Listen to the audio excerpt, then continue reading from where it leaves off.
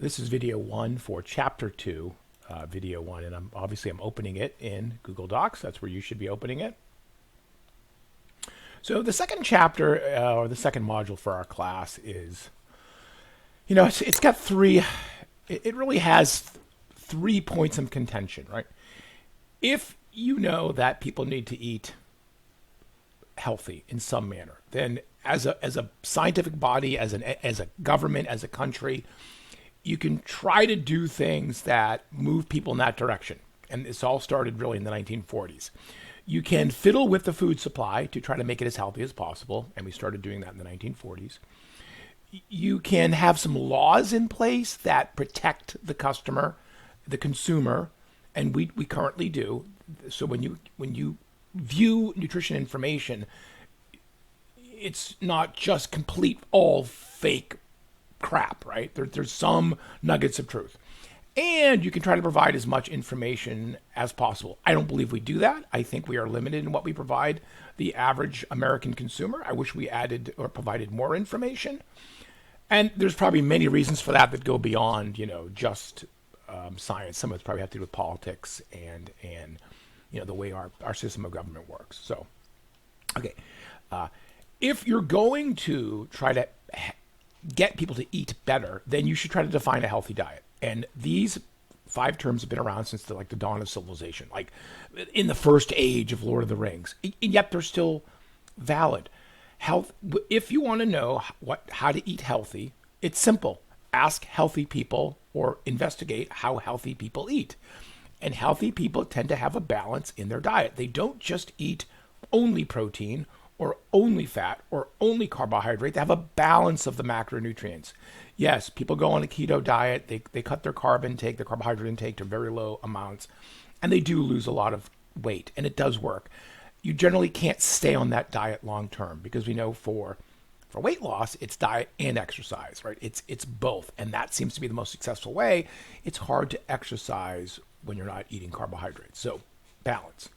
I have often said that the wealthy have this inherited advantage. They have access to more kinds of food, and that means healthier foods. And so that means variety. If you're just talking about plants alone, plants have vitamins and minerals and protein and carbs and blah, blah, blah, and they have phytochemicals. They have what you'd call plant antioxidants. There's at least 4,000 of them. They're spread across the entire plant spectrum. I don't know which plants are healthy. Eat them all. If you want to eat seasonally, go for it. If you think that works for you. Try things that you haven't yet consumed, and please don't make your kids become like you. Let them be more adventurous in their diet. Moderation. There are some things we know you should not eat in great amount. You probably could eat more sodium than the government recommends, maybe. But you can't eat a ton of it. We know it will raise your blood pressure. It raises everybody's blood pressure. Cholesterol. The actual cholesterol compound in food may not be as bad as everybody thinks it is. It's not actually the same as your blood cholesterol. And there's probably some amount that you can eat. Can you eat 10 eggs worth of cholesterol? I don't think so. Some things need to be moderated. We used to say limit. We don't say that anymore. We say consume some things in moderation. Generally, we're talking sugar, salt, the solid fats, and things that are in that kind of, we're not really sure if they're super bad for us, but they're clearly not healthy. And then you get into what kind of foods should you choose, right? I would never tell you to eat this food versus that food. But if you can eat foods that are nutrients dense, which basically means there's lots of vitamins and minerals and protein and things in them per weight. So that would be, I think, a simple one, broccoli, right? There's a ton of stuff in broccoli. There's phytochemicals in broccoli. There's vitamins, there's minerals. And you should eat, that should be your diet. Those should be the kind of foods you eat. Does that mean you can't eat energy-dense foods? Of course you can. Of course you can have a donut. Of course you can have a churro. Of course you can. But you shouldn't be eating those foods all the time. You could just say the most energy-dense food that provides nothing probably is just sugar. Right? It's just pure carbohydrate. Now, I know you're thinking well, what about fat? Actually, most of the fats we eat are like oils, and there's actually a ton of calories in oils, but there's also vitamin E and some other phytochemicals in them. So, oddly enough, sugar might be the most cleanest or purest of just pure junk that you can eat because it's just sugar. There's nothing else that's redeemable in that food stuff. So that's how you grossly define a healthy diet. Is that the answer to your diet? No. But if you want to know how to eat healthy, this is what they started doing in the 1970s. They just interviewed a lot of healthy people. Okay.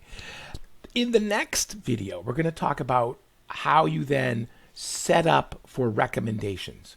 And there are different kinds of things that we recommend. There are vitamins and minerals, which are generally get enough of. I kind of made up a term called threshold, right? You're trying to get above an amount. You don't need a ton above that amount, but you need to get above that amount. Not every day, on average, every 3 days. So some days are high for vitamin C, some days are low for vitamin C. But on average, you get above that threshold. For carbohydrates, protein, and fat, those provide energy. And because they do, and because we all have different kinds of lifestyles, we know that protein is important for the main building and the maintaining of muscle. Some people are more muscular than others. Carbohydrates are very good for endurance athletes. Well, some people play endurance sports more than others. And with fat, that really doesn't have a big role to play in terms of like sports. But there are ranges of those. You can eat more carbs than other people. You can consume less protein than your sibling. So those are a range kind of requirement. There's some flexibility. And for vitamins and minerals, generally, it's make sure you get enough, right? Now, again, not every day, but on average, every 3 days. So we'll talk about those in the second video.